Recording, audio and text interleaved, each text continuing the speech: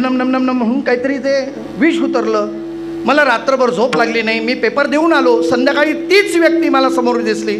मी त्याला फक्त एवढंच विचारलं, काका रात्री जे तुम्ही त्या मुलाचं विष उतरवलंत, विंचवाचं, कसं उतरवलंत, काही सांगू शकाल का? ते म्हणाले, सगळंच जर असं सांगत सुटलो तर मग आम्हाला किंमत काय आहे. काय कळलं का तुम्हाला? एवढीशी कला आहे, पण ती एवढ्यासाठी त्यांनी राखून ठेवली, ती कुणाला सांगितली नाही. म्हणजे न सांगणं हा गुणधर्म तुमचा आणि माझा आहे. राखून ठेवणं, आपल्यापुरतं मर्यादित राखणं, दुसऱ्याला वाटायचं नाही, अशी मर्यादेमध्ये जग जगत असतं. संत त्या जगातले नाहीत. परत ऐका, ज्या वेळेला कीर्तनाच्या अभ्यासासाठी प्रयुक्त झालो आणि त्यावेळेला सतशास्त्र वाचायला घेतलं, त्यावेळेला सगळे त्याचे श्लोक आलेले आहेत. 4च ओळीचा श्लोक आहे तो, अर्ध्या 4 मात्रांमधून आहे असलेला. एक एवढासा श्लोक सांगायला तो नाकबूल झाला. आणि कल्पना करा ना, माझ्या ज्ञानोबारायांनी, माझ्या तुकोबारायांनी 9035 ओव्या आपल्यासाठी दिल्यात. 4000 आपल्याकडे आता अवेलेबल आहेत, नाही तर 4 कोटी अभंग तुकोबारायांनी लिहिले. हे सगळं वाङ्मय आलेले अनुभव त्यांनी व्यक्त केले. कुठेही आपल्यासाठी स्वतंत्रपणे ठेवले नाहीत. उलट ते कमी पडले, ते वरून स्वर्गातून सुद्धा पाठवण्यात आलेत. तेही 12 अभंग आपल्याला पाहायला मिळतात. म्हणजे कल्पना करा, ही ग्रंथ आहेत. म्हणजेच काय, अंतरंगातल्या असलेल्या गाठी मोकळ्या करणाऱ्या, त्याला काय म्हणायच्या, ग्रंथी. त्याच ग्रंथ आपल्या वाचल्यानंतर कळतं. म्हणजे पहिलं काय सांगितलं, अधिष्ठान, पुढे संत, पुढे ग्रंथ, पुढे तीर्थक्षेत्र. महत्वाचं आहे तीर्थक्षेत्र. का? जगामध्ये अशा काही ठिकाणं आहेत की ज्या ठिकाणावरून गेल्यानंतर तुम्हाला ती योग्यता जरी नसली तरी त्या क्षेत्रात आलात तर ती योग्यता तुम्हाला सुद्धा प्राप्त होते. या तीर्थक्षेत्रातला महिमा सांगायचं झालं तर माझ्या ज्ञानोबारायांच्या समाधीमध्ये एक तो प्रमाण आहे, इंद्र येवोनी भूमिशी याग संपादिले अहर्निशी, इंद्रायणी इंद्रोदशी पंचक्रोशी त्यापासोनी. म्हणजे इंद्रायणी खाली यावं, ब्राह्मण कुळात जन्म घ्यावा, 100 यज्ञ करावे आणि इंद्रपद प्राप्त करावं. त्या क्षेत्राचा महिमा आहे. ज्या क्षेत्रामध्ये असे सगळेजण येत आहेत त्या क्षेत्रातलं पवित्र क्षेत्र मानलं जातं. आज कुंभमेळा चालू आहे, आपल्याला माहिती आहे. टी व्हीला आम्ही पाहतो, आम्ही कुठल्या तरी चॅनलला पाहतो, काही यूट्यूबचे काही क्लिप्स आपल्याला पाहायला मिळतात. हजारो लाखो लोक त्या ठिकाणी येऊन पाहत आहेत. कोट्यावधी लोकांची गर्दी तिथे आहे. हे क्षेत्र आहे, तीर्थक्षेत्र आहे. म्हणून तीर्थक्षेत्रालाही महात्म्य तेवढंच दिलं जातं. हे 4थं झालं. आणि 5वं काय सांगितलं, साधना.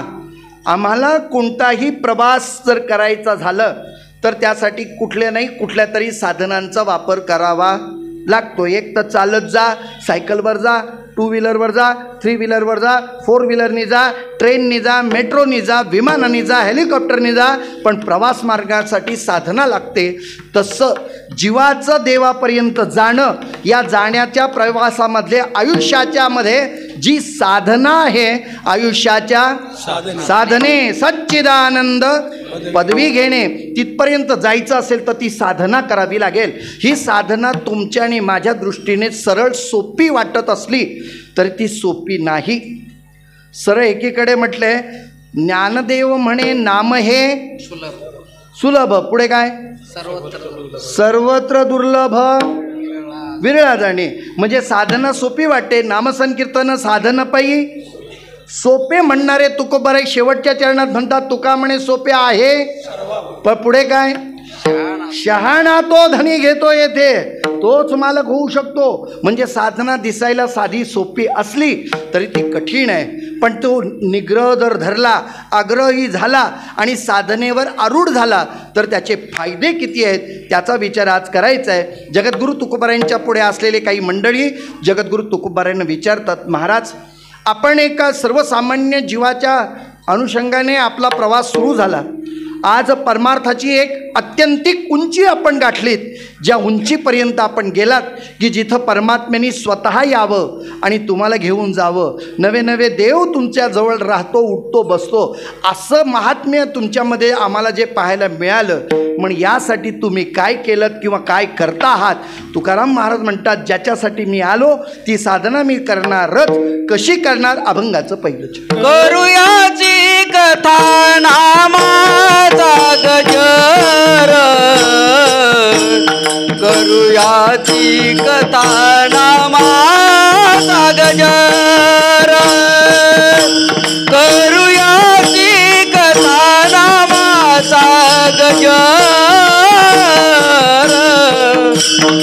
करुयाची कथा नामाचा गजर करुयाची कथा नामाचा गजर करुयाची कथा नामाचा गजर करुयाची कथा नामाचा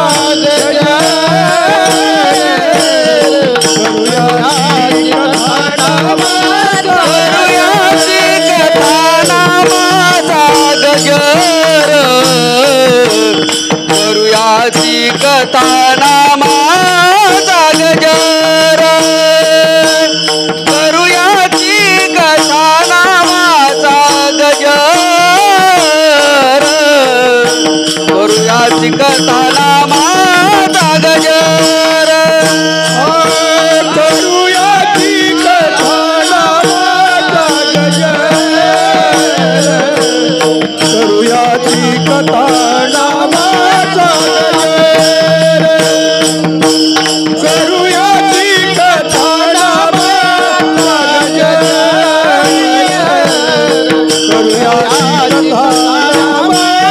गजर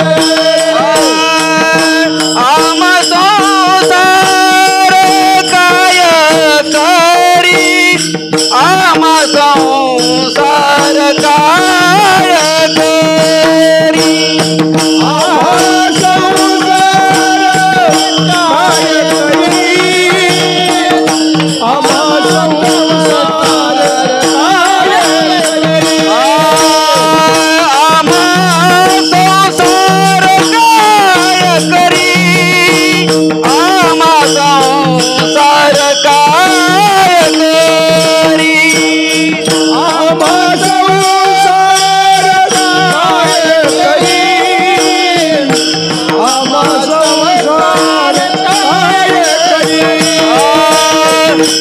मनोहारिते दासले मोती भूषण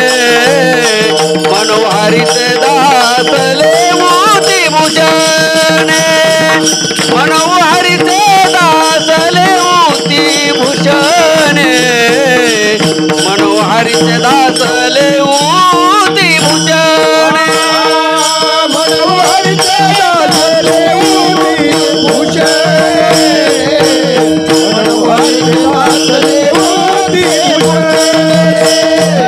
मनोहारिते दासले मोती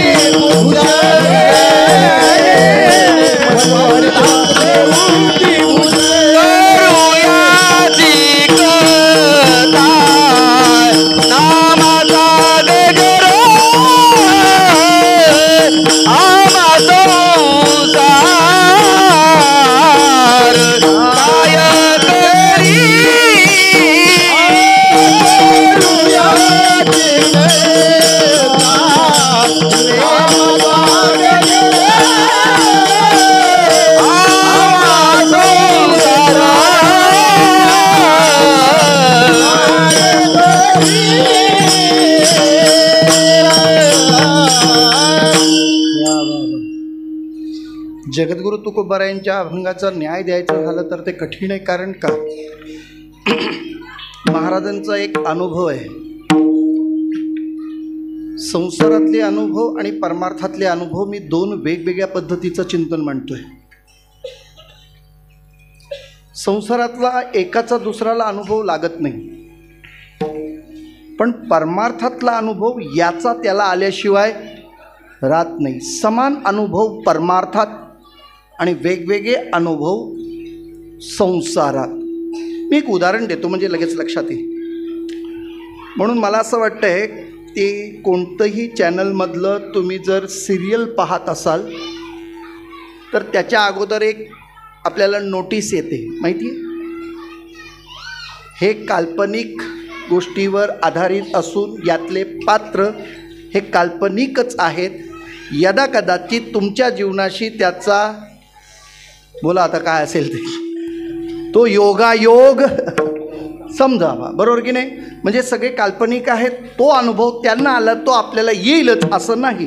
उदाहरण छोटंसं देतो पटकन आपल्याला लगेच कळावं म्हणून. मी फक्त व्यवहारातलं आणि परमार्थातलं या दोन गोष्टीचं वेगळीकरण सांगायचं आहे म्हणून. 2 मित्र आहेत, त्यापैकी एक मित्र म्हणजे दोन्ही मित्रांची एकाच ठिकाणी लग्न झाल्यामुळे एकाच म्हणजे सामुदायिक विवाह पद्धतीमध्ये एकाच वेळेमध्ये अनेकांची जेव्हा लग्न झाली त्यामध्ये या दोघांचे लग्न झाले. एकाचं घरी आल्यानंतर कटकट सुरू असायची आणि एक जण घरी कधी येतोय याची प्रतीक्षा असायची. जो घरी कधी येतोय त्याची प्रतीक्षा करणारी त्याची पत्नी वाट पाहते. तो घरी जायला निघाला आणि हा दुसरा मित्र त्याला भेटला. म्हणे आले थांब, कुठं निघालास? तो म्हणतो नाही नाही वेळ झाला आहे तर घरी जायचं आहे मला. अरे पण काय आहे घरी, तुला असं घरामध्ये कटकट वगैरे वाटत नाही का? तो म्हणाला कटकट करण्याचा काय संबंध आहे? म्हणे मी जर घरी गेलो, याचा दोघांचा संवाद आहे, मी जर घरी गेलो रे गेलो की हरिपाठ सुरू. आता तुम्ही हरिपाठ लक्षात घ्या, हरिपाठ सुरू. तो म्हणाला का? म्हणे माहिती नाही, त्यामुळे मी पण फार वेळ घरी देत नाही, रात्री उशिरा जातो, जेवणाच्या वेळेच्या 5-10 मिनटं अगोदर जातो. हरिपाठ जरी होत असला तरी मला माहिती आहे हरिपाठ झाल्यावर भोजनाची व्यवस्था आहे. म्हणजे जरी किती ओरडत असलं तरी आपल्याला गिळायचं आहे, एवढं फक्त लक्षात ठेवायचं. मग यांनी सांगितलं अरे पण तुझ्या जीवनात अशी अवस्था, माझ्या जीवनात अशी का? तर एकाच वेळेला तर लग्न झालं, मग असं का? त्यांनी सांगितलं काय आहे तुझं तिचं पटत नाही का? म्हणे नाही पटत. का नाही पटत? म्हणे मला माहिती नाही. मग तू काय करतोस पटण्यासारखं? त्यांनी सांगितलं मी काय करतो, तिनंही कितीही काही गोष्टी चुकीच्या केल्या तरी मी तिला तिची बाजू घेऊन चांगलंच बोलतो. काय कळलं का तुम्हाला? काही चांगलं झालेलं नसलं तरी मी चांगलंच बोलतो. आणि ज्या गोष्टी माणसाकडनं घडतात त्याला जर त्याचं कौतुक नाही केलं की त्याला राग येतो, आणि केलं कौतुक की तिला बरं वाटतं. मग कोणीही व्यक्ती असू द्या. मी कधी कधी माता भगिनींच्यासाठी आमच्या कीर्तनकार मंडळींना बोलून जातो, एखाद्या घरी जेवण केलं तर फार छान झालं म्हणून एवढं तरी म्हणत जा, जेवण फार छान झालं एवढं तरी म्हणत जा. तर काय होतं, 1-2 तास त्यांनी बिचाऱ्याने तिथं खर्च केलेला असतो, त्या ह्याच्यामध्ये जर एवढ्या शब्दासाठी फक्त त्यांचे कान आसोसलेले असतात. 1-2 वाक्य बोलायला काय हरकत आहे? एवढं बोललं तर त्या बाईला असं वाटेल की हां बस पुन्हा या हो, कधी आलात तर इथे भोजन करा. हे कशातून आलं? तर एक गुणवत्तेकडनं. यांनी सांगितलं आपण आपल्या व्यक्तीचं राग करायचं नाही, त्याच्या गुणांचं कौतुक करायचं. म्हणजे काय करायचं? चांगलं बोलायला शिक, एवढंच त्यांनी मंत्र दिला. हा घरी गेला, हाही घरी आला. घरात गेले गेले हरिपाठ सुरू झाला. त्यांनी म्हटलं काय हरकत नाही, जेवणाच्या वेळेला आपण त्याचा उपयोग करू. जेवायला बसला, पहिला घास तुकडा मोडला, भाजीबरोबर तो खायला घेतला आणि एकदम स्तुती एकदम बोलला, वाह काय भाजी झाली आहे. पोट्याकडे तोंड असलेल्या बाईनं तोंड वळवलं. कळतं येईल तुम्हाला? काय म्हणाला हा? काय भाजी झाली आहे. याला असं वाटलं कधी न बघणारी आद बघायला लागली, याचा अर्थ फॉर्म्युला लागू झाला. पुन्हा दुसरा तुकडा घेतला, पुन्हा दुसरा तोंडात घातला आणि एकच वाक्य पटकन म्हणून गेला, वा वा काय भाजी झाली. अशी भाजी यापूर्वी कधी झालीच नव्हती. आत्ता मात्र तिनं कंबर खचली आणि एक वाक्य बोलली, गिळा. शेजारणींनी दिलेली तुम्हाला आवडते आणि घरात केलेली तुम्हाला कधी आवडली? काय योग त्या दिवशी शेजारणींनी भाजी द्यावी आणि तो फॉर्म्युला इथंच वापरावा. म्हणजे कल्पना आली ना? ज्याला फॉर्म्युला वापरलाय तो फॉर्म्युला व्यवहारात कधी समानतेनं येत नाही, पण परमार्थातले अनुभव मात्र समान आहेत. ज्ञानोबारायनं विचारा, ते एकच सांगतील, सर्व सुखाचे आगर बाप रखुमा देवीवर. नरहरी स्वरानं विचारा, सर्व सुखाचे आगर म्हणे. नामदेवानं विचारला, सर्व सुखाचे आगर तो हा उभा विटेवर. म्हणजे सगळ्या संतांनी त्याच एकाच अनुभवाचं वर्णन केलं. जगद्गुरू तुकोबारायांनी सुद्धा आपल्या जीवनातला जो अनुभव आहे तो तुमच्या आणि माझ्या समोर ठेवला की आपण काय करावं आणि मी काय करत आहे. म्हणे करू याची कथा. अंडरलाईन करा. काय करणार आहोत आम्ही? देवाची कथा. कुणाची? याची. अंडरलाईन करा. याची म्हणजे कुणाची? देवाची. म्हणजे कोणत्या देवाची? कुठेही काही सांगितलं नाही. यासाठी दुसरं रेफर करावं लागेल. दुसरा अभंग असा आहे, याची सांगण्याकरता मी सांगतोय. कथा मुक्त करी कथा सुख करी कथा याची बरी विठोबाची. विठला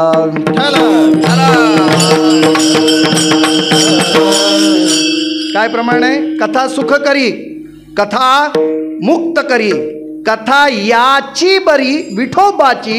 याची म्हणजे कुणाची? आता विठोबाची. म्हणजे आम्ही काय करू? कथा करू. कुणाची कथा? विठोबाची. मग कथा करायची म्हणजे काय करायची? तर त्याचं चिंतन आहे.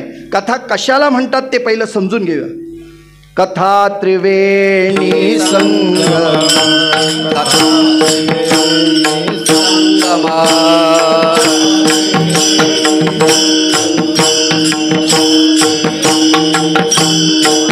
देव भक्त आणि नाम देव भक्त आणि नाम भक्त आणि नाम देव भक्त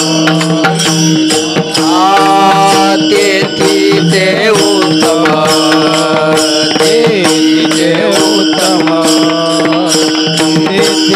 उत्तम चरण रज वंदिता चरण रज वंदिता धरती दोषाचे डोंगर धरती दोषाचे डोंगर धरती दोषाचे डोंगर धरती दोषाचे डोंगर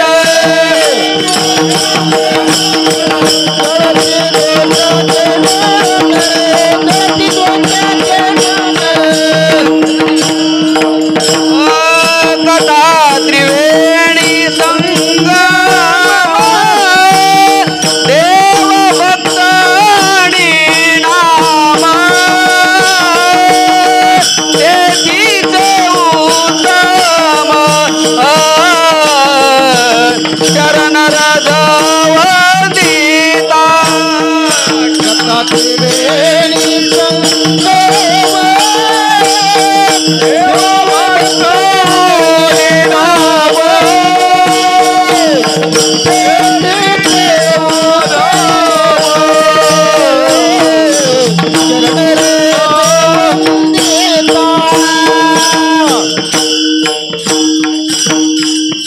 करू याची कथा. कशी कथा आहे? कथा त्रिवेणी संगम. कथा त्रिवेणी संगम. कुठले 3 संगम? बोला लवकर. देव भक्त आणि नाम. काय काय त्याच्यामध्ये? देव पुढे भक्त पुढे नाम. कथा करायची झाली तर या 3 पैकी एक तरी विषय त्यात असला पाहिजे. काय काय पाहिजे कथेमध्ये? एक तर देवाचं बोललं पाहिजे, पुढे नावाचं बोललं पाहिजे, पुढे भक्ताचं बोललं पाहिजे. म्हणजे आपण जर बसलो तर लोक चर्चा करायला लागतात. त्याला म्हणतात कुणाची कसली कथा चालली आहे. त्याच्यात जर देव नसेल, त्याच्यात जर नाम नसेल, त्याच्यात जर भक्त नसेल तर महाराज काय म्हणतात? वाया व्यर्थ कथा सांडी मार्ग वाया व्यर्थ कथा सांडी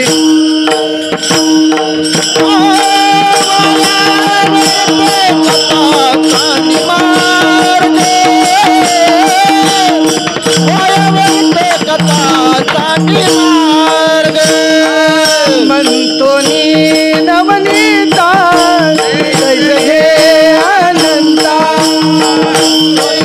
नवनीता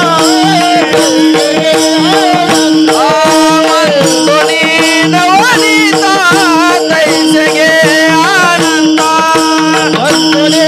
नवनीता जगे अनंता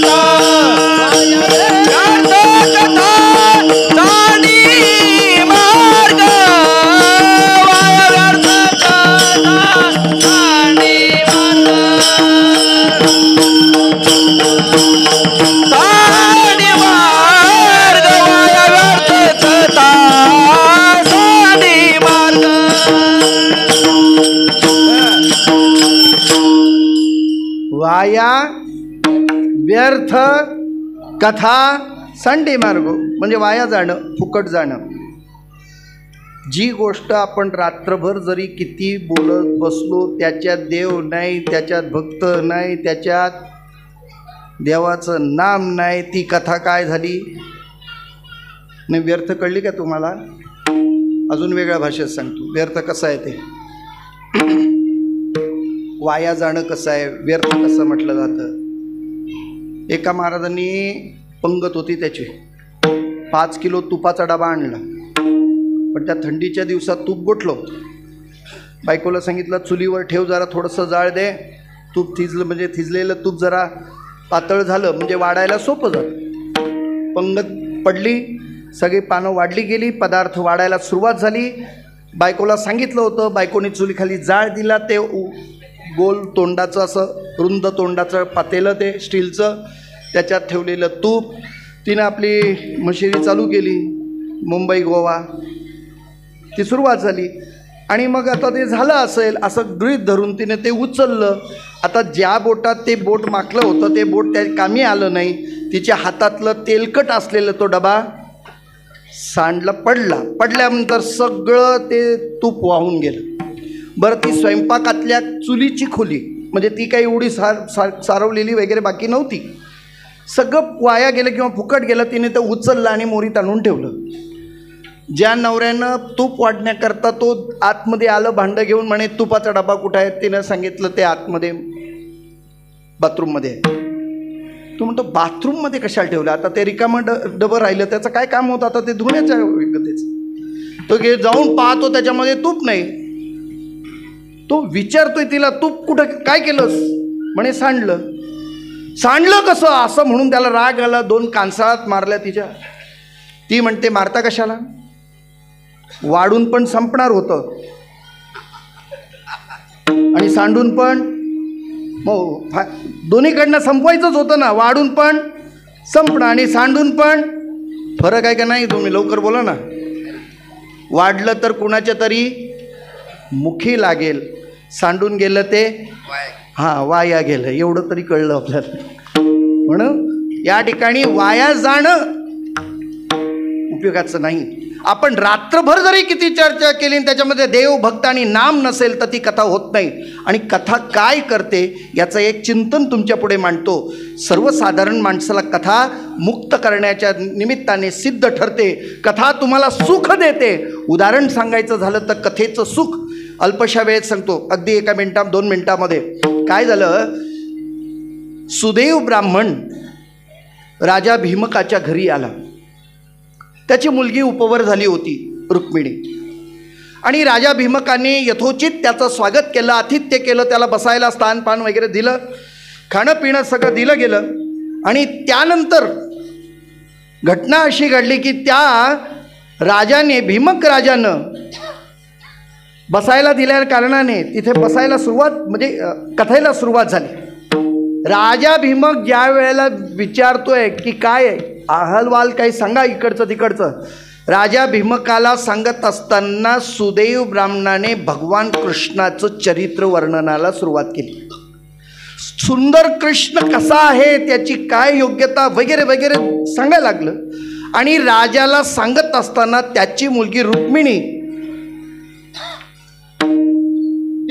त्या ठिकाणी काय करत होती, कथा ऐकत होती. रुक्मिणीने कृष्ण पाहिला नव्हता. सुदेव ब्राह्मणाने जे सांगितलं तेच ऐकलं. रुक्मिणीच्या मनात एक निश्चय झाला की नवरा असावा तर असा असावा, बास लग्न करेन तर याच्याशीच मनात निर्णय केला जणू. आणि त्या निर्णयाचा परिणाम असा झाला की त्याच संध्याकाळी, कथा तर सकाळी झाली, कृष्णचरित्र ऐकायला मिळालं. संध्याकाळी राजा भीमक आणि त्याचा मुलगा रुक्मय्या दोघांचा वाद सुरू झाला. त्याचं कारण काय आहे तर राजा भीमकाला पडलेला प्रश्न आहे. राजा भीमक रुक्मिणीस नयनी देखो चिंता करी. भीमक राजाला पडलेला प्रश्न. रुक्मय्या म्हणतं, बाबा चिंता करायची गरज नाही, मी जिवंत आहे. कोण म्हणतो? रुक्मिणीचा भाऊ रुक्मय्या म्हणतो मी जिवंत आहे, तुम्हाला चिंता करायची गरज नाही. रुक्मिणीसारखी योग्य नवरा मी आणलाय शोधून. भीमक राजा म्हणतो अरे मी असताना तुला चिंता करायची गरज काय? बाप अजून जिवंत आहे आणि मी निर्णय ठरवलाय. तरी सुद्धा भीमक राजा म्हणतो सांग सांग, तू आणलेला वर कोणता आहे तो तरी सांग. रुक्मय्यांनी सांगितलं रुक्मिणीसाठी एकमेव वर आपल्या समोर दिसतोय, जो योद्धा आहे, गुणसंपन्न आहे, कीर्तिसंपन्न आहे, श्रीमंत आहे, तो शिशुपाल. भीमक राजा जरासा हसला. अरे ज्याच्या नावातच काय अर्थ नाही त्याला आपली मुलगी द्यायची? म्हणे काय नावात अर्थ नाही? काय नाव आहे त्याचं? शिशुपाल. मग राजा भीमकाने सांगितलं शिशु कुणाला म्हणतात? लवकर बोला, शिशु कुणाला म्हणतात? लहान मुलाला. त्याचं वर्गीकरण सांगतो तुम्हाला. लहान मुलाला म्हणत नाहीत. ज्याला शी आणि शू कुठं करायचं हे कळत नाही त्याला काय म्हणायचं? आता कळलं असेल तुम्हाला. म्हणजे त्याला शिशु म्हणतात. बरं हे झालं, रुक्मय्याने दिलेल्या नावाचं खोडून झालं. रुक्मय्या चिडला, बाबा तुम्ही सांगा कोण आणताय ते? भीमक राजांनी सांगितलं एकच श्रीकृष्ण हाच तिच्यासाठी योग्य आहे. असं म्हटल्यानंतर रुक्मय्या हसला. बाबा पत्रिका लिहायला जाल, पत्रिका तयार करायला. काय नाव बापाचं लिहाल? एक म्हणती नंदाचा, एक म्हणती वसुदेवाचा, ठावची नाही बापाचा. आता कुणाचा म्हणायचं? बोला लवकर. कृष्ण म्हणून लिहिलात तर नाव कुणाचा टाकणार? वसुदेवाचा? मग काय नंद बाबाचा? मग काय दोन दोन बापाचं लिहिणार? काय म्हणणं काय तुमचं? या दोघांच्या वादात रुक्मिणीला चक्कर आली आणि धाडकन खाली पडली. सगळ्या सख्या मैत्रिणी तिच्याजवळ होत्या, पाणी मारलं, तिला सावध केलं. मग ती बडबडायला लागली त्या ह्याच्यामध्येच. काय बडबडली ऐका. श्रीकृष्ण नवरा नवरी मी, शिशुपाल नवरा नवरी मी. काय बोललं कळले तुम्हाला? शिशुपाल नवरा नवरी मी, श्रीकृष्ण नवरा नवरी मी. आता तरी कळलं की नाही? श्लेष अलंकार आहे. श्रीकृष्ण नवरा नवरी मी, शिशुपाल नवरा वरी मी. मी त्याला वरणार नाही. कशातून हे झालं बरं? त्या सुदैव ब्राह्मणाकडेच पहिलं लव लेटर म्हणू आपण. रुक्मिणीने पाठवलं, नुसती कथा ऐकली, लव लेटर पाठवलं. अमुक अमुक ठिकाणी अमुक अमुक तारखेला मी त्या देवीच्या मंदिरात येणार आहे, मला तिथून पळून ने. याला स्वयंवर फक्त मी रुक्मिणी स्वयंवर मानतो. का? द्रौपदी स्वयंवर नाही, सीता स्वयंवर नाही. तुम्ही म्हणाल नाही, त्याचं कारण काय? राम जरी सुंदर असला, सीतेला जरी इच्छा झाली रामाने वरावं, पण रामाने धनुष्याला बाण लावून धनुष्य मोडला नसता तर इच्छा असून मिळवता आलं नसतं. द्रौपदीचा पण असा होता, पाण्यात बघायचंय आणि वर फिरणाऱ्या माशाचा छेद करायचा. एक तर उलटं कशात? प्रतिबिंबत बघायचं आहे. पाणी पण हलत होतं, लक्ष तर तिथं लावायचं आहे. अर्जुनाने जर बाणाने तो वेध घेतला नसता तर इच्छा असून द्रौपदीला वरता आलं नसतं. मग फक्त वरलं स्वयंवर ज्याला म्हटलं जातं ते फक्त रुक्मिणी. तिनंच ते पत्र पाठवलं, भगवान परमात्मा घेऊन गेला. तिच्याजवळ झालेलं जे आत्मिक सुख आहे हे प्राप्त झालं जर कशावरून? तर कथा ऐकून. श्रीकृष्णाच्या कथेचा परिणाम झाला. म्हणून आज तुमच्या आमच्या जीवनामध्ये जे परिवर्तन होतं त्यासाठी कथा ऐकणं महत्त्वाचं आहे. हा एक पहिला परिणाम. दुसरा कथेचा परिणाम फक्त सांगून जातो. परीक्षिती राजा 7 दिवसामध्ये कथा ऐकली, भागवत कथा, आणि त्याचा काय झाला? उद्धार झाला. म्हणून कथा सुख करी, कथा मुक्त करी, कथा याची बरी विठोबाची. म्हणून आम्ही पण काय करू याची कथा. आणखी काय करू? नामाचा गजर, त्याचं नाव घेऊ. गजर कसा करू? पुंडलिक श्री ज्ञानदेव तुकाराम पंढरीनाथ हनुमत भगवान की जय. हा काय झालं? हा गजर झाला. रामकृष्ण हरी विठोबा रघुमा हे काय झाला? गजर. सगळ्यांनी मिळून एकत्र बोलायचं आहे, त्याचा जयघोष करायचा आहे, त्याला काय म्हणायचं? गजर. मग आम्ही काय करू? त्याची कथा करू आणि नामाचा गजर करू. त्याचा परिणाम आम्हा संसार काय करी. आमच्या जीवनामध्ये संसार नावाची वस्तू शिल्लक राहणार नाही. संसार का राहणार नाही? त्याचं कारण आहे, संसार ज्याच्यामुळं निर्माण होतो तो संसार नाश करण्याची क्षमता नामचिंतनात आहे. त्याचा एक विचार करू. विठाला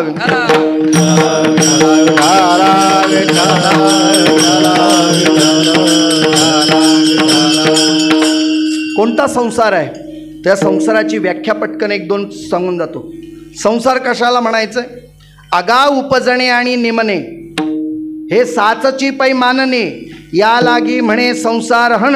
ज्ञानोबराय सांगतात, जन्माला यायचं आणि मरायचं याला काय म्हणायचं? संसार.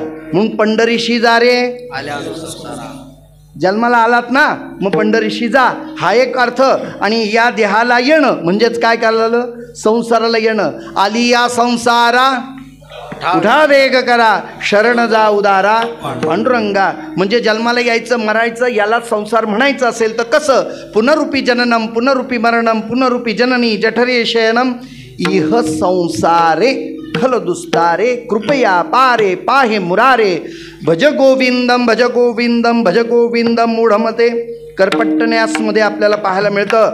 म्हणजे जन्माला यायचं मरायचं ही स्थिती बाद कशाने होईल? तर भगवंताच्या कथेनं आणि भगवंताच्या नामानं. मग आम्ही त्याची कथा गाऊ, त्याचं सर्वस्व होऊ, यासाठी आम्ही काय करू? अभंगाचं द्वितीय चरण.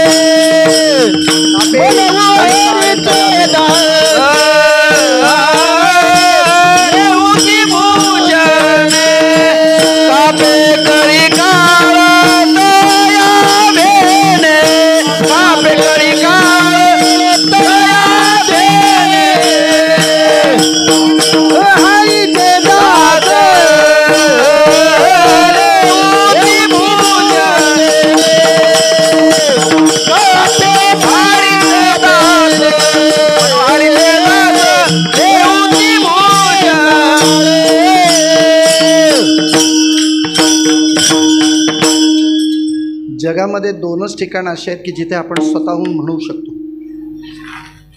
म्हणवा हरीचे दास असंही म्हणताय. म्हणवू हरीचे दास महाराजांची प्रमाणच आहेत आपल्याला पाहायला.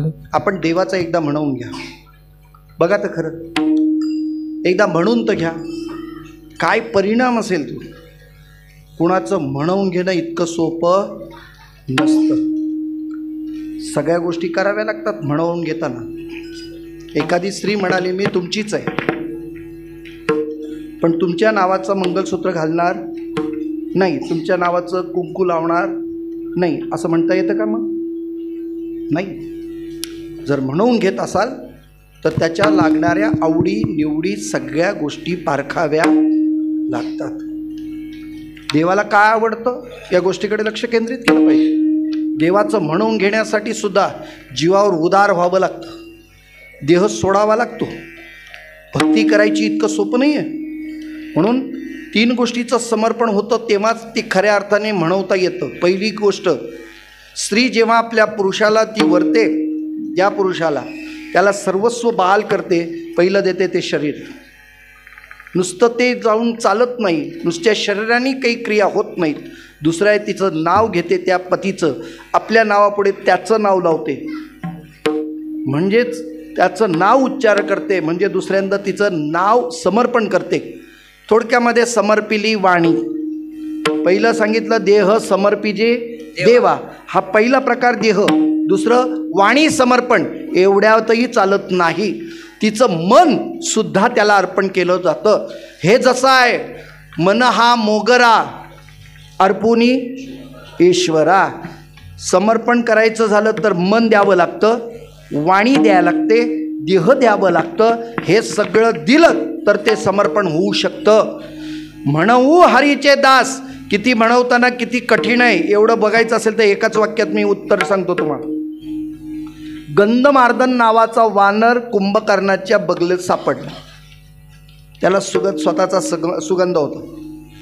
ते म्हणे वास काय येत आहे म्हणून बघितलं, ते बगलेत सापडलेलं ते वानर. त्याचं मान धरली, त्याला जवळ घेतला. पहिला वास येतोय म्हणे चांगलं आहे, एअर फ्रेशनर म्हणून घरात वापरता येईल, वेगळं आणायची गरज आहे. पण म्हटलं कुणाचं आहे? त्याला विचारलं कुणाचा तू? त्यांनी सांगितलं बोला ना लवकर तुम्ही. रामाचा. मान दाबली. जगायचं असेल तर रावणाचा बोल, सोडून देतो तुला. मान दाबली, डोळे बाहेर आले, श्वास कोंडला, पुन्हा सैल केली, बोल रावणाचा बोल. त्यांनी स्वतःला सावरलं, डोळे पूर्ववत झाले, श्वास दीर्घ घ्यायला लागला. त्यांनी सांगितलं नाही मी रामाचाच. आत्ता मात्र राग आला, आणखी एकदा दाबलं. आता शेवटची घटका एक क्षण जरी दाबून ठेवला असता तर त्याचा प्राण जाणार होता. इतक्या क्षणाला आला. पुन्हा सैल केलं, बोल एवढ्यातच. त्यांनी परत सांगितलं, काय म्हटलं ते ऐका. रावणाचं म्हणून जगण्यापेक्षा बोला बोला बोला रामाचा म्हणून मी मरायला तयार. अरे हिंदू जनजागरण वेगळं करायची गरज काय? रामायण आमच्या जवळ आहे. अरे जीव प्राण गेला तरी धर्म बदलला नाही, देव बदलला नाही, नाम ज्याचं घेतलं त्याचंच शेवटपर्यंत. म्हणजे एवढी श्रद्धा, एवढा विश्वास असावा लागतो. म्हणवू हरीचे दास. मग काय लेवू ती भूषणे. कोणती भूषणे आहेत? महाराज त्याचं वर्णन दुसऱ्या एका अभंगात आहे. ऊर्ध्व पुंड्र भाळ कंठी शोभे माळ कापी जे कळी काळ तया भेणे. इथं पण तेच आहे. कापे कळी काळ तया भेणे. तिथं कापी जे कळी काळ तया भेणे. दोन्हीकडे अर्थ सारखा आहे. कपाळाला गंध असला पाहिजे, ऊर्ध्व पुंड्र भाळ हा गंध असला पाहिजे, आणि गळ्यामध्ये तुळशीची माळ असली पाहिजे. मग म्हणवू हरीचे दास लेऊती भूषणे कापे तया भेणे किंवा कापे कळी काळ तया भेणे. हे केल्यानंतरचा परिणाम काय? अभंगामध्ये जो प्रतिबंध करणारा अंतरंग आहे त्याच्याबद्दलचा निर्णय अभंगाच्या 3ऱ्या चरणात. आशा भय लाज आडनये चिंता आशा भय लाज आडनये चिंता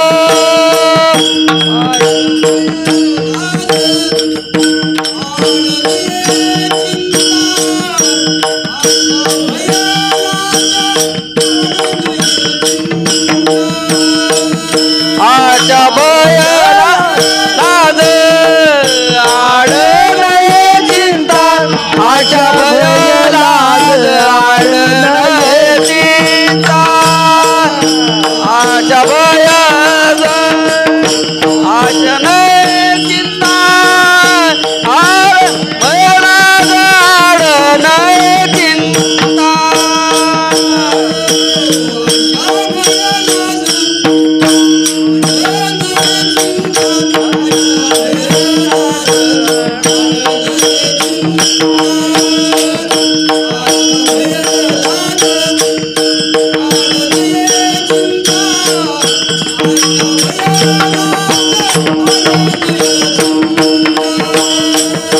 आशा भय लाज आडनये चिंता आशा भय लाज आडनये चिंता आशा भय लाज आडनये चिंता आशा भय लाज आडनये चिंता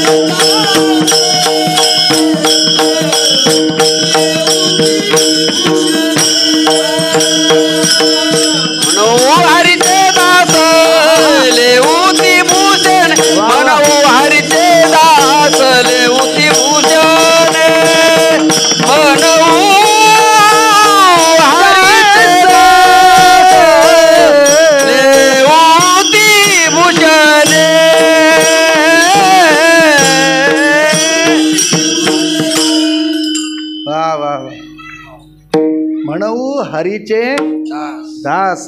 त्याच्यामध्ये आशा भय लाज आडनये चिंता. आडनये क्रियापद ठेवा. आशा आडनये, लाज आडनये, चिंता आडनये, भय आडनये.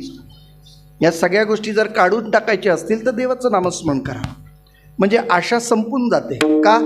आशा माणसाला पुन्हा जन्माला कारणभूत ठरवते.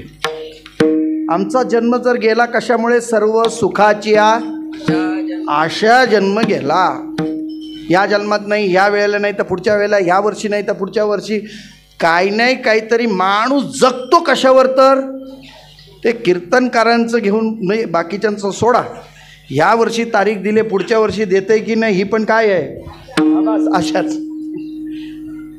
पाकिट जाऊ द्या, तेवढं पण सांगायचं नाही, सगळंच कुठं सांगणार. हां, ही आशा आहे. अशा माणसाला किती प्रकारे गुंतवते असं जर विचार केला तर रामायण वाचा. भ्रांती माझी सप्तपाश.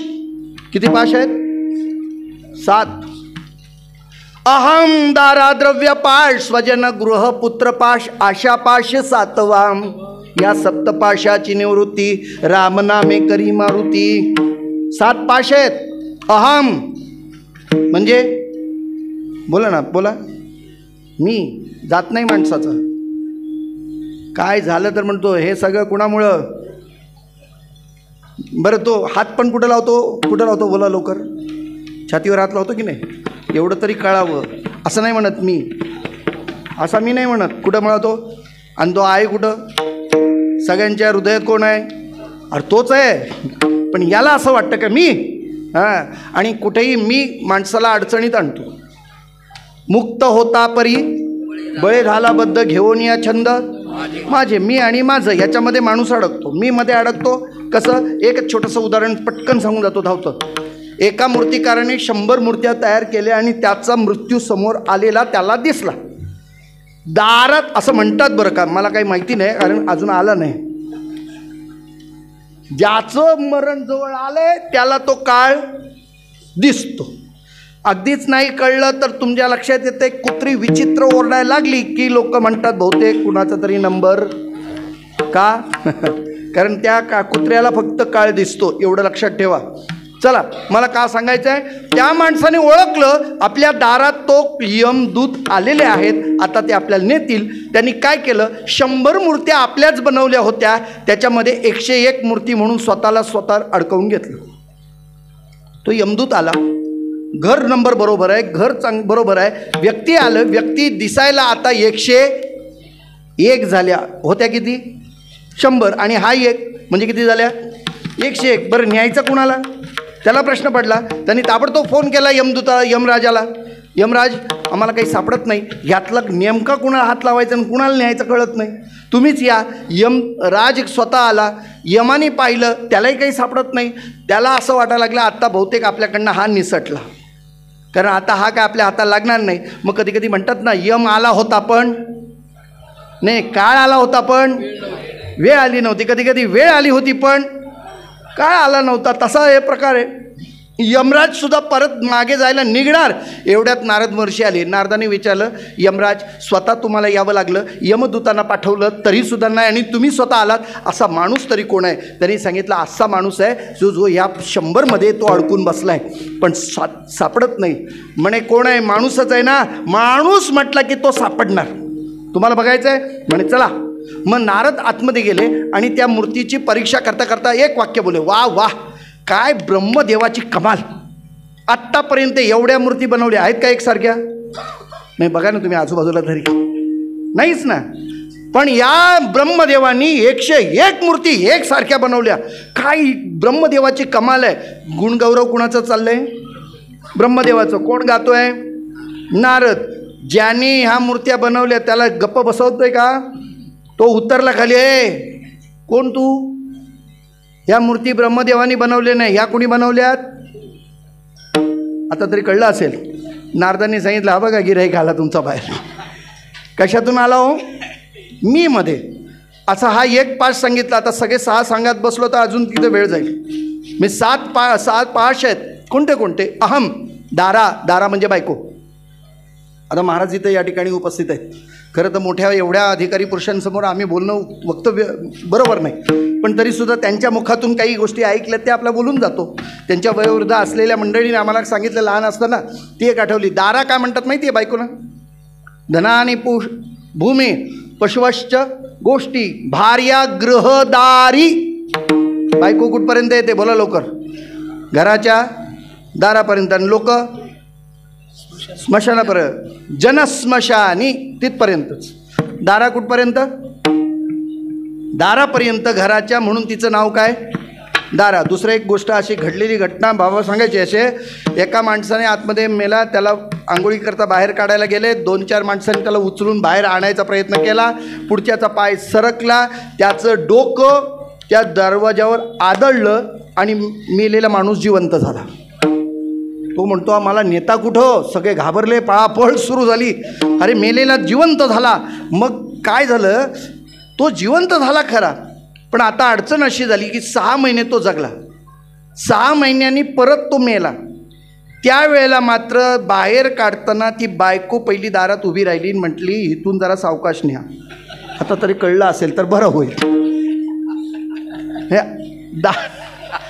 भार्या गृहदारी बस इथपर्यंत. अहम दारा द्रव्य हा सुद्धा पाश आहे. अहम दारा द्रव्य पाश. स्वजन गृह, स्वजन पाश आहे. गृह घर पाश आहे. स्वजन गृह पुत्र पाश आहे. आणि आशा पाश 7वा. काहीच कळलं नाही तर हा आशा 7वा आहेच. म्हणजे हे आशा वगैरे ही जे आहेत ते भक्ती संप्रदायातून निघून जातात. म्हणून आस, भय, भीतीसुद्धा राहत नाही. नामस्मरण केल्याचा परिणाम. हरी उच्चारणी मंत्रपै पळे भूतबाधा भेणे तेणे, म्हणून भीती राहत नाही. चला, भीती न राहण्याचं कारण काय? तुझं माझं नाही भेद, देवापर्यंतचा योग येतो, किंवा जे जे भेटे भूत ते मानी जे भगवंत, हा एक निश्चय भाव तयार होतो. म्हणून आशा, भय, पुढे लाज शिल्लक राहत नाही, पुढे चिंता. सांप्रदायिक अशी विचारधारा आहे, माणसाने चिंता करू नये, त्याच्याऐवजी चिंतन करावं. मग काय होईल? तुझी चिंता त्यासी सर्व आहे. मग या सगळ्या गोष्टी जर प्राप्त करायच्या असतील तर चिंताही बाजूला ठेवली. आशा, भय, लाज, आडणे, चिंता, आईशी तया सत्ता समर्थाची, या भगवंताची सत्ता इथं चालते. तो सत्तेनं परमात्मा तुमच्या माझ्या अंतरंगातल्या ज्या विचार इच्छा आहेत त्या पूर्ण करतो. फक्त काय करायला पाहिजे त्याच्यासाठी? बोला ना, पहिलं चरण काय करायला पाहिजे त्याच्यासाठी? नामाचा गजर करायचा. कसा करायचा तो? विठोबा रखुमाई,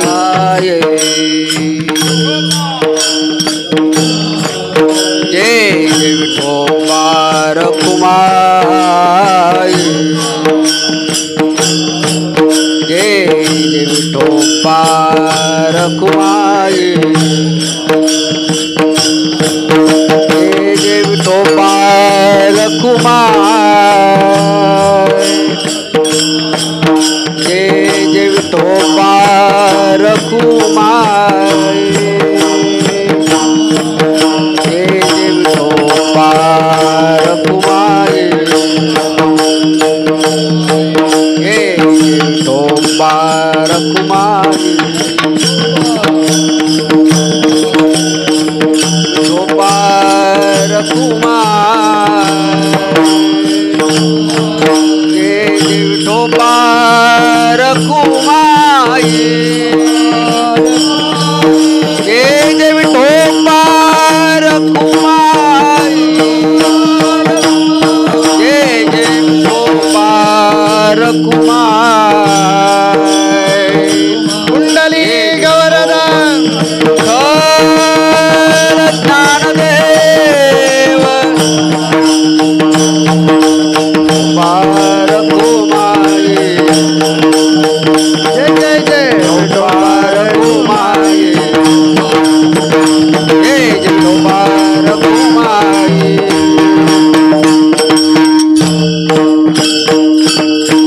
करूयाची कथा नामाचा गजर, आम्हा संसार काय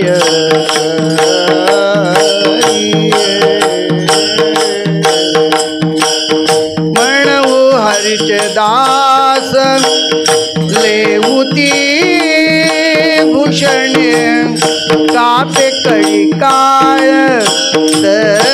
या देणे, म्हणू हरिच दास लेऊती भूषण, कापे कया बेणे कळी. विठाला विठाला विठाला.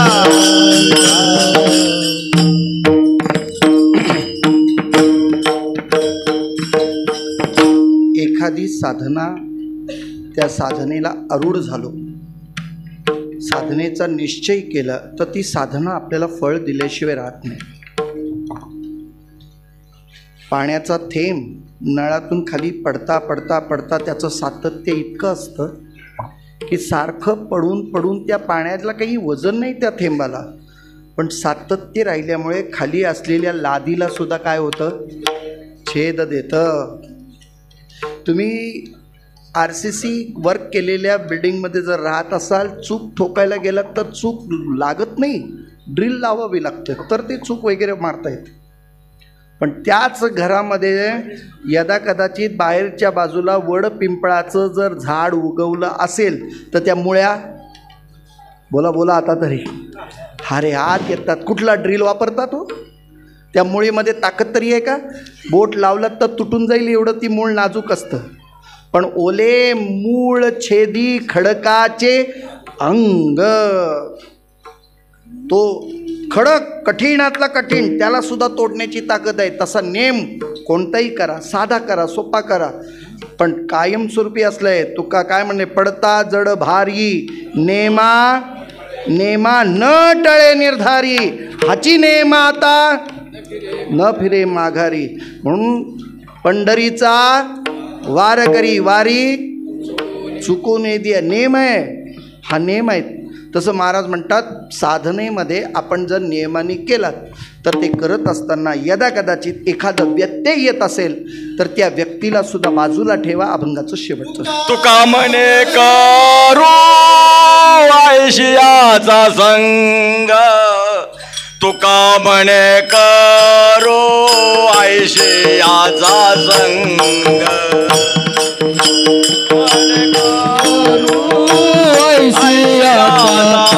संग तुका म्हणे करू आयशियाचा संग. तुका म्हणे करू आयशियाचा संग, तुका म्हणे करू आयशियाचा संग, तुका म्हणे करू आयशियाचा संग, तुका म्हणे करू आयशियाचा संग. जन नोय भंग चिंतनाचा, जन नोय भंग चिंतनाचा,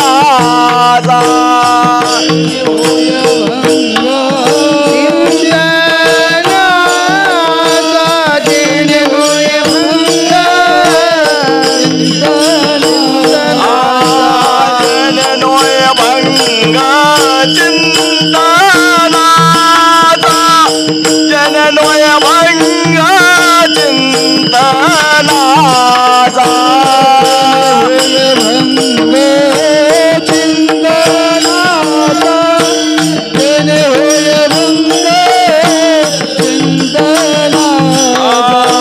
मनोहरीचे दास लेवते भूषण, मनोहरीचे दास लेवते भूषण, मनोहरीचे दास लेवते भूषण, मनोहरीचे दास लेवते भूषण, मनोहरीचे दास लेवते भूषण,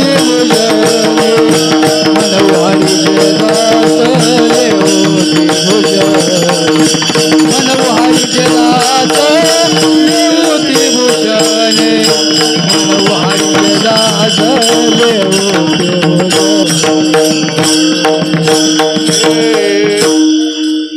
तुका म्हणे करू आयशियाचा संग, जेणे नोये भंग चिंतनाचा. वेळ संपली तुमची आणि माझी पण 10:15 वाजले. त्यामुळे मी थांबतो इथे. फक्त जाता जाता आपल्यामध्ये एक उत्स्फूर्तपणे मी परत सांगतो, किती वर्ष परमार्थ केला महत्त्वाचं नाही, परमार्थ आपल्या अंगी बांधला पाहिजे. आपल्या अंगी बांधलेला परमार्थ कसा कळेल तर आपल्या सतत कोणत्याही प्रसंगात भगवंताचं नाव मुखावाटे आलं पाहिजे. कधीही कोणत्याही वेळेला अगदी ठेच लागली तरी देवाचं नाव मुखात आलं पाहिजे. जांभई शिंक आली तरी देवाचं नाव आलं पाहिजे. असं अंगात तो अंगोअंगी मुराला छंद जोडला पाहिजे. एक कीर्तनकारांनी मुलं आणली अशी, नामस्मरण सुरू केलं, सप्त्याला सुरुवात झाली, रात्री सगळे झोपले, मुलं पण झोपली. तो पारा घ्यायला कोणच नव्हता. ते आले ग्रामस्थ, म्हणाले अहो पारा कुठं आहे महाराज, तुम्हाला कॉन्ट्रॅक्ट दिला होता. ते म्हणे सगळे पारा चालू आहे, ही मुलं झोपलीत, ते पाराच करतायत. म्हणे अहो झोपून कधी कोण पारा करतो काय? म्हणे बघा तुम्ही पाहिजे तर पारा चालू आहे, कुठल्याही मुलाच्या पायावर फटका मारा. त्यांनी काठी घेतली, एक मधल्या मुलाच्या पायावर फटका मारला. पोरगं उठलं पण शिव्या देत नाही, रामकृष्णारी रामकृष्णारी म्हणत उठलं. याचा अर्थ अखंड चिंतन हा पारा चालला पाहिजे. तसं तुमच्या आणि माझ्या जीवनात कोणतंही कितीही बाका प्रसंग येऊ द्या, भगवंताचं मुखात नाव आलं पाहिजे. ही साधना तुमच्या माझ्याकडनं घडली पाहिजे. आणि या साधनेसाठी जर व्यत्यय येत असेल तर एखादी व्यक्ती असेल तर तिचा संग सोडा.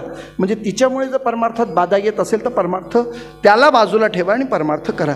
हा त्याचा आग्रह आहे आणि या आग्रहापोटी झालेली सेवा भगवंत चरणात समर्पित करतो. आपणा सर्वांच्या देवतुल्य, ऋषितुल्य, पितृतुल्य, मातृतुल्य आपणा सर्वांच्या पवित्र चरणाला प्रणिपात करतो.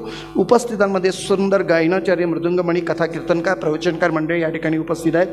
अनेक मान्यवर आहेत. एकाचं नाव उच्चार करायला घेतलं आणि एकाचं राहिलं तर म्हणतील महाराज तुम्हाला मी दिसलो नाही काय, तुमच्या समोर बसलो होतो तरी नाव घेतलं नाहीत, असं व्हायला नको. म्हणून सर्वांप्रती आदर व्यक्त करतो. आपणा सर्वांच्या पवित्र चरणाला प्रणिपात आणि वाणीला पूर्णविराम. ज्ञानेश्वर माऊली ज्ञानराज माऊली तुकाराम, ज्ञानेश्वर माऊली ज्ञानराज माऊली ज्ञानेश्वर माऊली ज्ञानराज माऊली तुकाराम, ज्ञानेश्वर माऊली ज्ञानराज माऊली. विठ्ठल जय जय विठ्ठल, जय जय विठ्ठल, जय जय विठ्ठल, विठ्ठल जय जय विठ्ठल, विठ्ठल जय जय विठ्ठल, जय विठ्ठल जय जय विठ्ठल. बोलेले कुरे रे वात पुढे उत करा क्षमा अपराध महाराज सिद्ध. हा नाही उच्चारिला अधिकार मी आपुला, करा क्षमा अपराध महाराज तुका म्हणे ज्ञानेश्वरा राखा पायापैकी, करा क्षमा अपराध महाराज. सर्वांचं अभिनंदन. प्रथम या ठिकाणी वयोवृद्ध, तपवृद्ध, ज्ञानवृद्ध, निष्ठावंत कंक महाराज आलेत. कंक महाराजांना मारुती महाराज कोल्हटकर शाल श्रीफळ घेऊन त्याचा सन्मान करतील.